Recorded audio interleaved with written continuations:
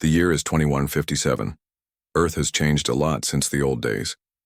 After many wars and struggles, all the countries finally came together under something called the United Earth Accord. People decided that peace and learning were better than fighting.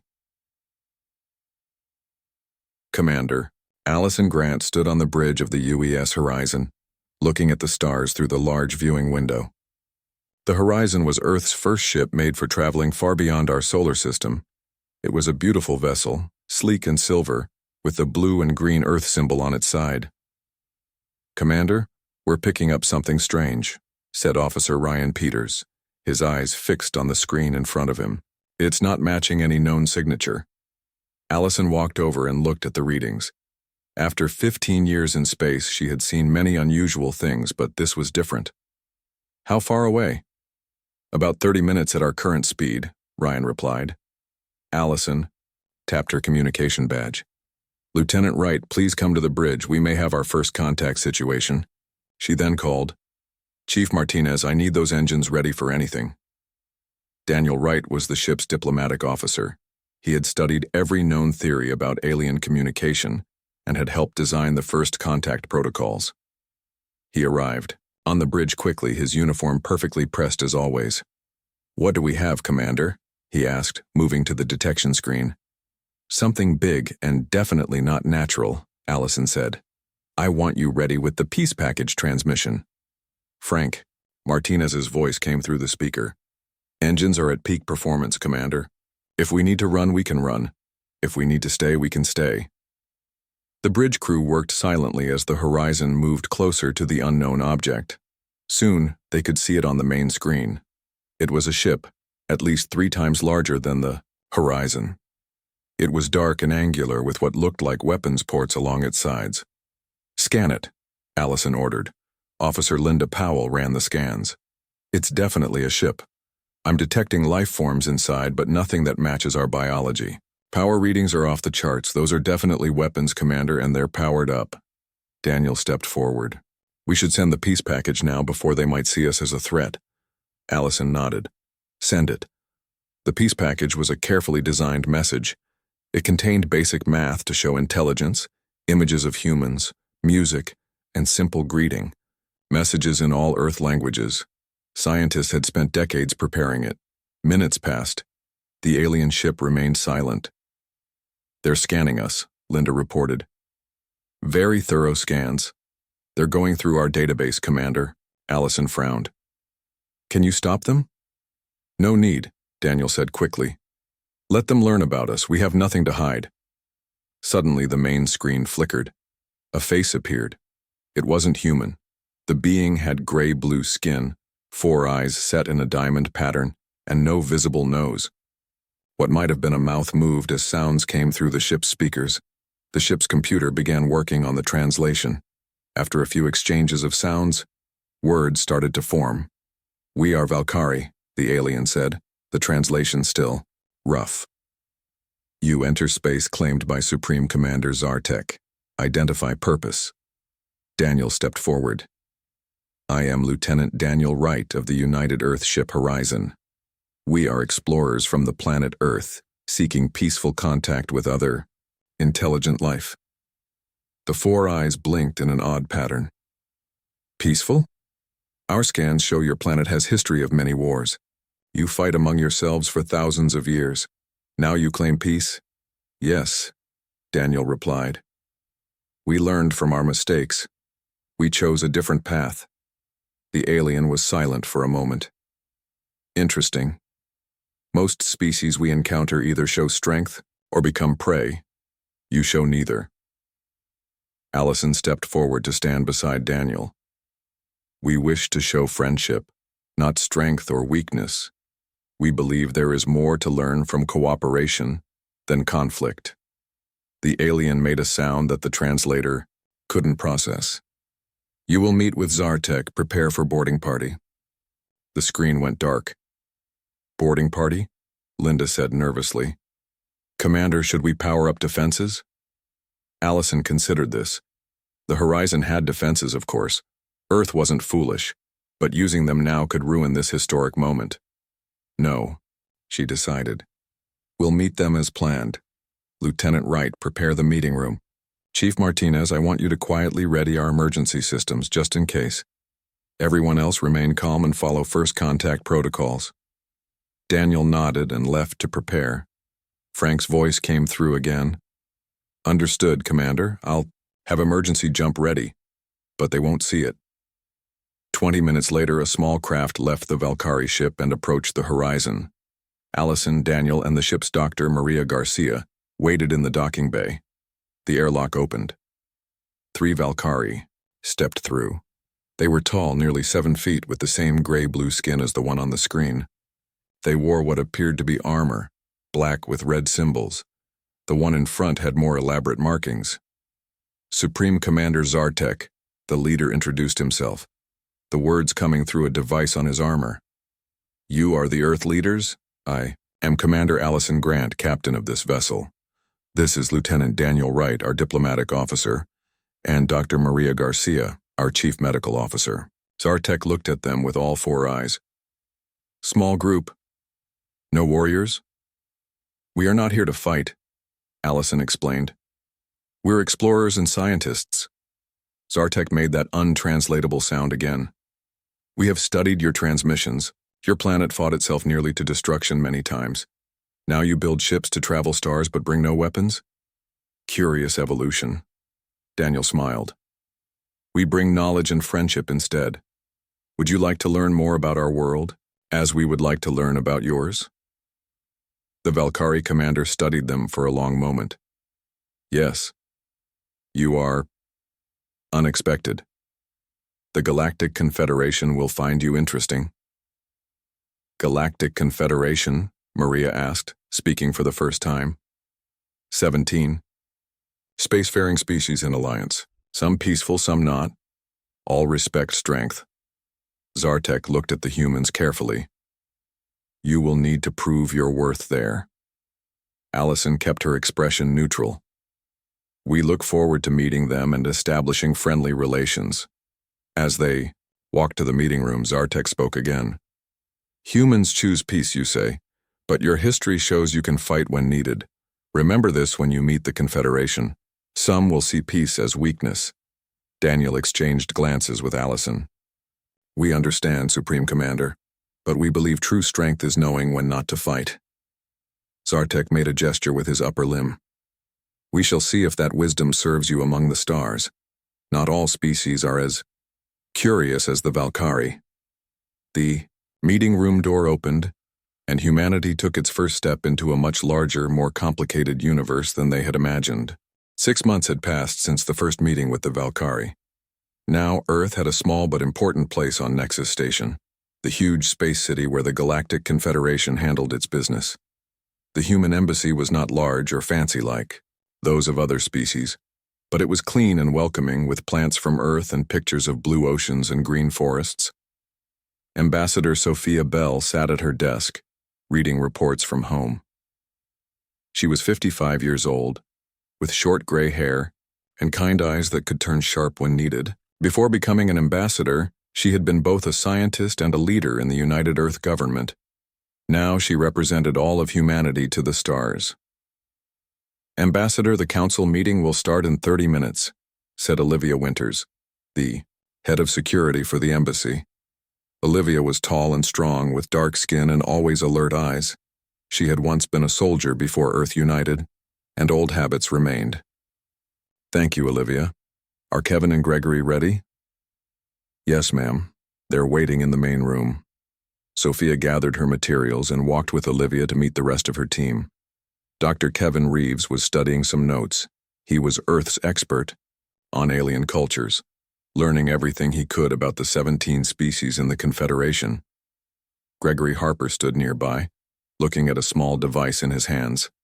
As the science officer, he was always testing or examining something. Remember, Sophia told her team, today is important. The Council will officially decide our status in the Confederation. Kevin nodded. I've studied all their previous decisions for new species. Based on their rules, they'll likely place us in the protected category.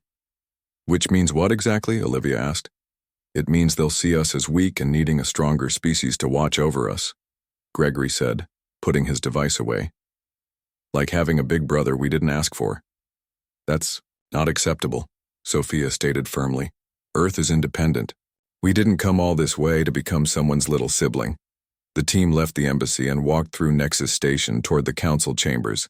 The station was amazing, a giant wheel in space with sections for each member species. They passed shops, eating places, and meeting areas filled with beings of all shapes and sizes. Some looked almost human, others had extra limbs, unusual skin, or bodies that seemed impossible. When they arrived at the council chamber, it was already filled with representatives from all 17 member species. The human team took their seats in the area for visiting delegations. The Confederation Council sat on raised platforms. The highest platform belonged to the Valkari, as the strongest military power. Next to them were the Shiktari, insect-like beings with hard outer shells and multiple limbs. Their territory was the largest in known space. The other species sat according to their power and importance. The council leader, a Valkari named High Commander Dexmar, called the meeting to order. After discussing several matters of Confederation business, he finally reached the topic of Earth. We now address the matter of the species known as humans, Dexmar announced. They have had observer status for 6 months. Today, we must decide their formal place in our order. Sophia and her team listened as the council members discussed Earth. Many spoke about human history, the wars and conflicts that had marked Earth's past. Others mentioned the peaceful approach humans now followed, some with respect, others with what seemed like amusement. Finally, Counselor Skithvak of the Arachnids spoke. The spider-like being's voice was translated through the chamber's systems. It's clear to me that humans fall into the protected species category, Skithvak said. They have limited space presence, no significant military force, and a stated policy of peace above all else. They require the protection of a stronger race. Sophia stood up immediately. With respect, Counselor, Earth does not require protection. We choose peace, but we are capable of defending ourselves if needed. The chamber filled with a sound that the translators indicated was laughter from several species. Ambassador Bell, said Skithvak, a species that does not demonstrate military might cannot be trusted with full autonomy in galactic affairs. This is not an insult. It is our way. The weak must be protected from the dangers of space. And who would be our protector? Gregory asked. The Shiktari representative clicked forward. The Shiktari would accept this responsibility. Your world has abundant water resources that interest us. We would ensure your safety in exchange for reasonable access. Supreme Commander Zartek of the Valkari made a dismissive gesture. The Valkari have already established relations with humans. We are the logical choice for their protection. We would require only minimal tribute. Sophia's face showed no emotion, but her voice was firm. Earth does not need a protector, and we will not pay tribute to anyone. We came here as equals seeking cooperation. Equals? A sound like grinding rocks came from the Shiktari representative. Your species has barely left its home system. You have no battle fleets, no planetary defenses we can detect. What makes you equal? Before Sophia could answer, Kevin stepped forward. If I may, Ambassador, perhaps we should listen and learn more before responding. Sophia nodded slightly, understanding his strategy.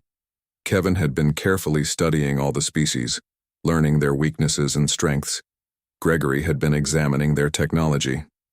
It was better to let the Confederation think humans were accepting their place while gathering information.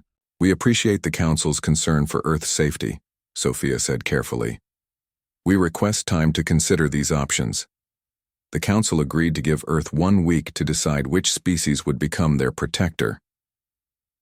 As the human team left the chamber, Olivia moved close to Sophia. They're treating us like children, she whispered. Yes, Sophia replied quietly. But remember what Commander Grant reported from her first meeting with the Valkari. In this part of space, being underestimated might be an advantage. Back at the embassy, the team gathered in a secure room where they could speak freely without fear of being monitored. Both the Valkari and the Shiktari want Earth's resources, Kevin explained. They're competing for the right to control us. Gregory nodded. Meanwhile, I've been studying their technology. It's advanced, but not as much as they think. Their weapons are impressive, but their computer systems have weaknesses. So what do we do? Olivia asked. We can't fight them all. Sophia looked at each member of her team. We do what humans have always done when facing a stronger opponent. We watch, we learn, we prepare. She smiled slightly. And we remember that choosing peace doesn't mean we've forgotten how to be strong when needed. As night fell on Nexus Station, lights dimmed in the human embassy. But inside, work continued. Messages were sent back to Earth. Plans were made. And in a small, secure room, Gregory Harper continued his quiet work, reverse engineering, alien technology piece by piece. 1 year had passed since Earth joined the Galactic Confederation. Things were not going well. The humans had managed to delay choosing a protector for months by asking for more information, requesting visits to both Valkari and Shiktari worlds, and starting trade talks that went nowhere. Now time had run out. The Shiktari had attacked a Valkari outpost near human space. They claimed they did it to protect humans from Valkari influence. The Valkari fought back hard. Suddenly, Earth was caught in the middle of a space war that wasn't their fight. Captain Ethan Reynolds stood on the bridge of the UES Peacekeeper, Earth's newest and most advanced ship. It looked simple from the outside, just a long cylinder with engines at one end. Inside, it held technology that humans had been developing in secret. Status report, Ethan said to his crew. He was 40 years old with a calm voice that helped. People feel safe even in danger. The Shiktari fleet is moving toward the human colony on Europa, said First Officer Lisa Blackwood. She pointed to the screen showing the positions of all ships in the area, 17 warships heavily armed. And the Valkari? They have 12 ships coming from the other direction. They say they're coming to defend us, whether we want it or not. Ethan nodded. Then his communications screen lit up. It was a direct call from Earth Command. Admiral Jones appeared on screen. Captain Reynolds, the situation has become critical. The Confederation Council has demanded that Earth choose a side in this conflict immediately. They expect us to provide resources and support to either the Valkari or the Shiktari. What are our orders, Admiral? Ethan asked. Operation Home Shield is now active. You are to evacuate all human personnel from Confederation space immediately. Bring our people home. Ethan understood what this meant. For the past year, while pretending to be helpless, Earth had been preparing. The UES Peacekeeper was just one part of a much larger plan. Yes, Admiral. We'll get our people out. The screen went dark. Ethan turned to his crew. Send the coded message to all Earth citizens in Confederation space. Begin evacuation procedures. Within hours, humans throughout Confederation space were quietly moving to transport ships. Embassy staff, scientists, traders, all heading to meeting points where Earth ships waited. The UES Peacekeeper moved toward Nexus Station to pick up Ambassador Bell and her team, but as they approached, a fleet of 30 Shiktari warships appeared, blocking their path. A transmission came through. On the screen was a Shiktari commander, his insect face showing no emotion that humans could read. Human vessel, the commander said. Your species has caused this conflict by refusing to accept your place. The Confederation Council has authorized us to take control of all human assets until this matter is resolved. Lisa Blackwood looked at Captain Reynolds. They're saying we started this war by not letting them take over Earth. Ethan stood up. Open a channel to the Shiktari commander. When the connection was made, Ethan spoke clearly and calmly. This is Captain Ethan Reynolds of the UES Peacekeeper. Earth has declared neutrality in your conflict with the Valkari. We are evacuating our personnel from Confederation space. Please clear a path for our departure. The Shiktari commander made a harsh clicking sound. Neutrality is not an option. You will choose a side or be considered enemies of the Confederation. Your single ship cannot stand against our fleet. You have 1 hour to surrender before we board your vessel. The screen went dark. Lisa turned to Ethan. Captain, we can't fight 30 warships. Ethan smiled slightly. Who said anything about fighting? Contact Lieutenant Chen. Tell her to prepare the Guardian system. Nicole Chen was in the ship's special operations room. She had spent months helping to design and place what looked like scientific satellites throughout Confederation space. Now, she would show what they really were. On the bridge, Ethan contacted Admiral Jones again. The Zhiktari have given us 1 hour to surrender. Request permission to activate Guardian. The Admiral nodded. Permission granted, and Captain, give them a good show. As the hour deadline approached, the Peacekeeper sat quietly in space. The Zhiktari fleet moved closer, weapons ready. Exactly at the 1 hour mark, Ethan gave the order. Lieutenant Chen, activate Guardian.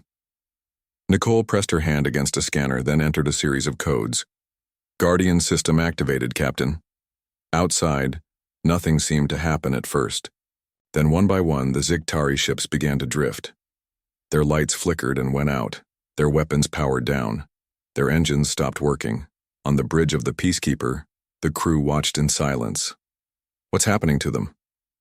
Lisa asked. The Guardian satellites created an energy field that disrupts their power systems, Ethan explained. They're not damaged, just turned off for a while. One Zhiktari ship still had some power. Its commander called the Peacekeeper, his voice full of anger and surprise. What have you done? This is an act of war. Ethan shook his head. This is an act of defense. Your ships will be operational again in 6 hours, enough time for us to evacuate our people. We could have destroyed your vessels, but that's not our way. As the Peacekeeper moved past the disabled Zhiktari fleet, Lieutenant Chen received a message from Earth. Captain, Operation Eclipse is complete. 300 stealth vessels have taken position around Nexus Station. For the past year, Earth had been secretly building and deploying ships that couldn't be detected by Confederation sensors. Now they revealed themselves, surrounding the heart of the Confederation. At Nexus Station, the Confederation Council was in emergency session when Security Chief Olivia Winters entered the chamber. She had stayed behind when Ambassador Bell evacuated for this moment. Honorable Council members, she announced. I bring a message from Earth. The Council members looked at her in surprise. On the large viewing screens around the chamber, they could see the human ships that had appeared from nowhere. What is this? Demanded the Council leader. This is a demonstration, Olivia said calmly. For 1 year, you have treated humans as weak because we chose peace. You should know that humanity chose peace because we learned the cost of war, not because we forgot how to fight. She activated a small device and images appeared on the screens. The disabled Zhiktari fleet, the Guardian satellites, and other Earth defense systems that had been hidden throughout Confederation space. We could have disabled any of your fleets at any time in the past year, Olivia continued. We chose not to. We still choose peace. But now you understand. Don't mistake our choice for weakness. The council chamber was completely silent. The message was clear. Humans had been underestimated and the Confederation had made a dangerous mistake. 2 days after the humans revealed their hidden strength, the Galactic Confederation was still in shock. The Zhiktari ships were working again, but their pride was badly hurt. The Valkari were surprised, but also impressed by human strategy. The other species were rethinking everything they knew about Earth. Major Ryan Foster stood in a large meeting room on Nexus Station. He was part of Earth's new diplomatic team, sent after the crisis to explain humanity's actions. Ryan was a military man with a scientist's mind. He understood both war and peace. The Guardian system is purely defensive, Ryan explained to the gathered representatives. It can disable weapons and engines without harming the crew. We developed it because we wanted a way to stop attacks without causing deaths.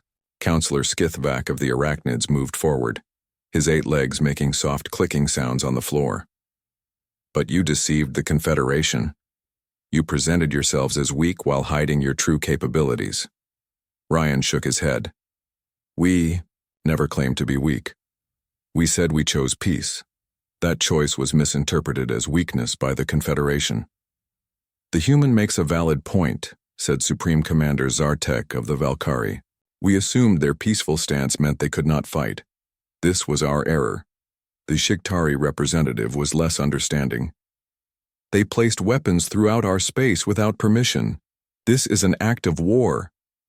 The Guardian satellites are not weapons, Ryan corrected. They cannot destroy or damage, they can only temporarily disable. And Earth is prepared to share this technology with species who commit to using it only for defense. This offer created excited whispers around the room.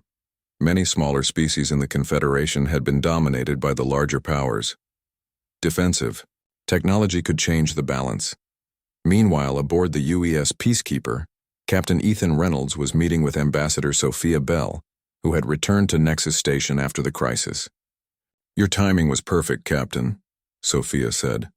"Another week and the Shiktari might have tried to take Earth by force." Ethan nodded. "We're lucky that Lieutenant Chen's Guardian system worked so well.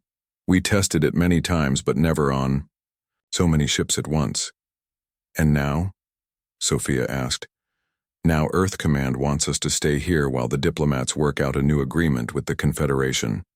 The Peacekeeper will be the first official human military vessel stationed at Nexus." On the other side of Nexus Station, Lieutenant Nicole Chen was meeting with scientists from several Confederation species. They were in a secure lab examining one of the Guardian devices. "The technology is elegant," said a Valkari engineer, studying the small silver box.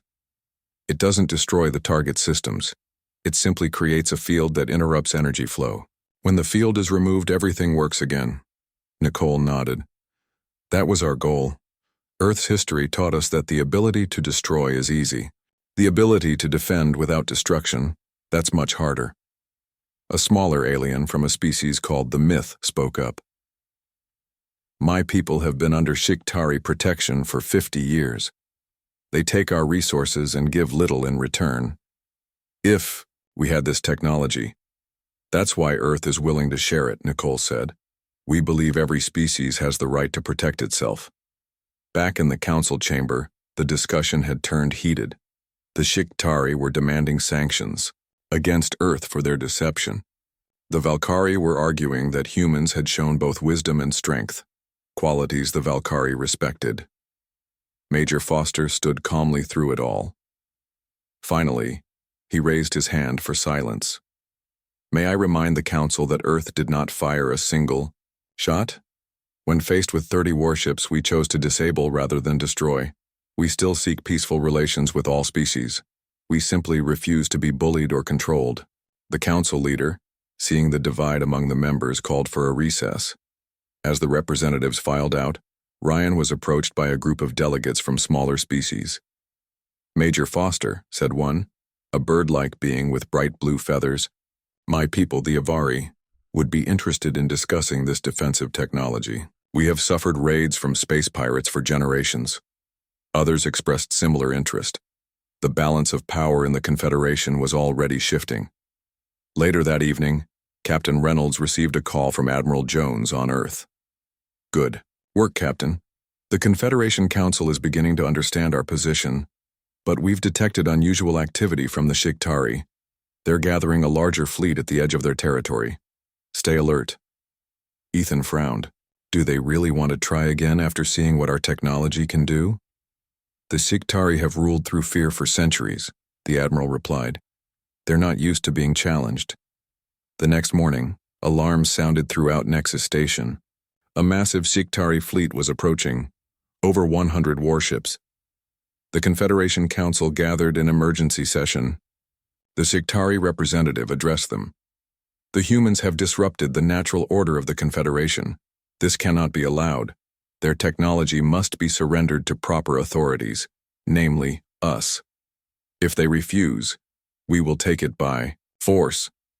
Captain Reynolds moved the Peacekeeper into a defensive position. Lieutenant Chen prepared the Guardian system, but she looked worried. "Captain, there are too many ships," she reported. "We don't have enough satellites to disable them all." Ethan's face remained calm, but his mind raced through options. The Peacekeeper was advanced, but it couldn't fight 100 warships alone. Just then, a new signal appeared. Supreme Commander Zartek of the Valkari called both the Confederation Council and the Peacekeeper. "The humans have shown wisdom in choosing peace while maintaining strength. Zartek announced. The Valkari respect this approach. We are positioning our fleet to protect Nexus Station and the human vessel. On the view screen, 40 Valkari warships moved into formation alongside the Peacekeeper. Other signals came in quickly. The Arachnids were sending ships. So were the Myth and the Avari. Even some species who had been quiet until now were joining in. The Shiktari fleet slowed its approach as it saw the growing defense force. Ambassador Bell called Captain Reynolds from the council chamber. It seems humans aren't the only ones who can choose peace but prepare for war. Half the Confederation is standing with us. Ethan smiled. So it seems. And not because we threatened them or offered riches, but because we showed them another way. As the standoff continued, one thing became clear to all watching. Humanity had changed the Galactic Confederation forever, not through conquest or domination, but by demonstrating that true strength lies in choosing when not to use force. 3 months after the standoff between the Shiktari fleet and the combined forces supporting Earth, the Galactic Confederation gathered for a historic meeting. For the first time in 5,000 years, they were changing their most basic rules. Admiral Samantha Powell represented Earth at this important event. She was a tall woman with gray hair and eyes that had seen both war and peace.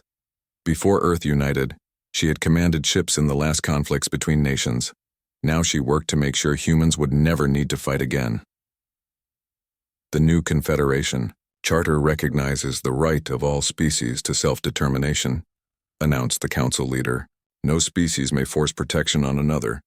Military strength will no longer be the only measure of a species' status. The council chamber was fuller than ever before. Species that had rarely attended meetings were now present. Even some that had never joined the Confederation had sent observers. When it was Earth's turn to speak, Admiral Powell stood and looked around the room. 3 months ago, humanity revealed capabilities we had hidden. Some called this deception. We call it caution. Throughout Earth's history, showing weakness invited attack. Showing too much strength invited fear. We chose a middle path, to extend a hand in peace while keeping the other ready to defend. She paused, letting her words sink in. Earth, still, chooses peace as our first option. But now all of you understand that this choice comes from wisdom, not weakness. We thank those who stood with us against threats. We offer friendship to those who once doubted us, and we look forward to a new era of cooperation. Many representatives applauded, even some of the Shiktari, those who had opposed the attack on Nexus Station joined in. After the formal meeting, many representatives approached Admiral Powell. Among them was Supreme Commander Zartek of the Valkari. Admiral, he said, his 4 eyes blinking in a pattern that showed respect. The Valkari admire how humans handled this situation. You showed strategic thinking worthy of our best commanders. We would propose an alliance between our peoples. Samantha smiled. We would welcome closer ties with the Valkari. Not as protector and protected, but as equals. Zartek made a gesture of agreement. Equals. Yes. This is the new way. Meanwhile, Dr. Kevin Reeves was busy in another part of Nexus Station. He had set up a cultural exchange center where species could learn about each other beyond political meetings. Earth has over 7,000 languages and hundreds of distinct cultures, Kevin explained to a group of interested aliens. We see diversity as strength, not weakness. Different viewpoints help us find better solutions. Many of the visitors were fascinated. Some came from worlds where everyone thought and looked the same. The idea of finding strength in differences was new to them. Is this why humans were able to unite despite being so different from each other? Asked a young myth. Kevin nodded. Partly, yes. We learned, sometimes the hard way, that working together works better than fighting each other. In the technical section of the station, Chief Engineer Frank Martinez was sharing some of Earth's defensive technology with trusted allies. He had been part of the team that developed the Guardian system. The key is that it disrupts energy flow without causing permanent damage, Frank explained to the engineers gathered around him. It's like pressing pause instead of stop. A Valkari engineer looked impressed. Your species focused on defensive technology while most focus on weapons. Interesting approach. Frank shrugged. We have plenty of weapons too. We just prefer not to use them if we can avoid it. Across the station, Lieutenant Daniel Wright was welcoming the first students to the new diplomatic academy. After the crisis, many species had asked Earth to teach them human negotiation techniques. Diplomacy isn't about always getting what you want, Daniel told the class. It's about finding solutions where everyone gets something they need. The best agreements leave all sides feeling respected. Students from 12 different species listened carefully. Some took notes in ways humans would recognize. Others absorbed information through other senses, touch, smell, or methods humans couldn't understand. Back on Earth, people celebrated the news from Nexus Station. Screens in every city showed the signing of the new Confederation Charter. Earth was now recognized as a full and equal member of the galactic community. In the control center of Earth Defense Command, officers watched the space around their planet. The new defense network was complete, a combination of Guardian satellites and more conventional systems. They hoped they would never need to use any of it. 6 months later, the UES Horizon prepared for a new mission. Commander Allison Grant stood on the bridge, looking at her crew. Many were the same people who had made first contact with the Valkari 2 years before. They had changed since then. So had the galaxy. Our mission is to explore the space beyond Confederation territory, Allison told them. We go as representatives of both Earth and the Confederation. The Horizon had been upgraded with new technology. Some was human. Some came from new allies. Together it made the ship faster and safer than before. As the ship prepared to leave, a message came in from Admiral Powell. Commander Grant, you made first contact and showed the galaxy that humans come in peace. Now you'll show them how we explore. Remember the lesson we've taught the Confederation. Strength isn't about having the biggest weapons. It's about knowing when to use them and when to offer friendship instead. Allison nodded. We understand, Admiral. The Horizon will make Earth proud. As the ship moved away from Nexus Station, officers from many species watched it go. The Valkari, Supreme Commander, stood next to the Myth Ambassador. The humans are strange, said the Myth. They prepare for war while working for peace. Zartek made a sound of agreement. They choose peace, but don't mistake them for weak. That is a lesson the galaxy will not soon forget. The Horizon's engines glowed bright blue as the ship accelerated to faster than light speed, disappearing among the stars. Earth had found its place in the galaxy, not through conquest or submission, but by showing that the greatest strength is the wisdom to choose when not to use it.